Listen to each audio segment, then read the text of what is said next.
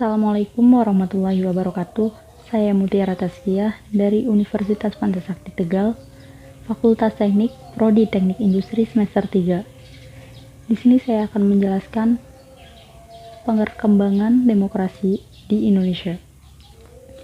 Demokrasi berasal dari bahasa Yunani yang terdiri dari dua kata, yaitu demos yang artinya rakyat dan kratos atau kratein yang artinya kekuasaan. Konsep dasar demokrasi berarti rakyat berkuasa. Definisi demokrasi yaitu negara yang sistem pemerintahannya berada di tangan rakyat, kekuasaan tertinggi berada dalam keputusan rakyat, rakyat berkuasa, pemerintahan rakyat, dan kekuasaan oleh rakyat. Sejarah perkembangan demokrasi. Konsep demokrasi semula lahir dari pemikiran mengenai hubungan negara dan hukum Yunani kuno dan dipraktikkan dalam kehidupan bernegara antara abad ke-4 sebelum Masehi sampai abad ke-6 Masehi. Pada waktu itu dilaksanakan demokrasi langsung. Karena pada waktu itu sangat sederhana, hanya berbentuk negara kota yang penduduknya kurang lebih hanya 300.000 jiwa. Gagasan demokrasi lenyap setelah bangsa Romawi kuno dikalahkan suku Eropa Barat. Demokrasi mulai dihidupkan kembali pada abad ke-14 dan puncaknya yaitu pada abad ke-15 dan ke-16. Perkembangan demokrasi di Indonesia dibagi menjadi 4 periode.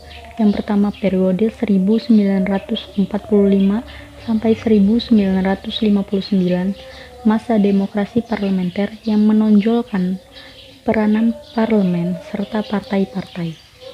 Periode 1959 sampai 1965, masa demokrasi terpimpin yang dalam banyak aspek telah menyimpang dari demokrasi konstitusional dan lebih menampilkan dominasi presiden dan terbatasnya peranan partai politik serta peran ABRI sebagai unsur sosial politik yang semakin luas.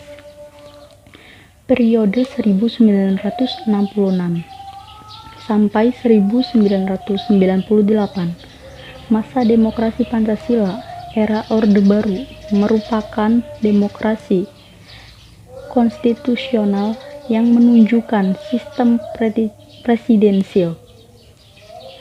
Periode 1999 sampai sekarang, masa demokrasi Pancasila, demokrasi konstitusional era reformasi dengan berakar pada kekuatan multipartai yang berusaha mengembalikan perimbangan kekuatan antar lembaga negara, antar eksekutif, legislatif, dan yudisial.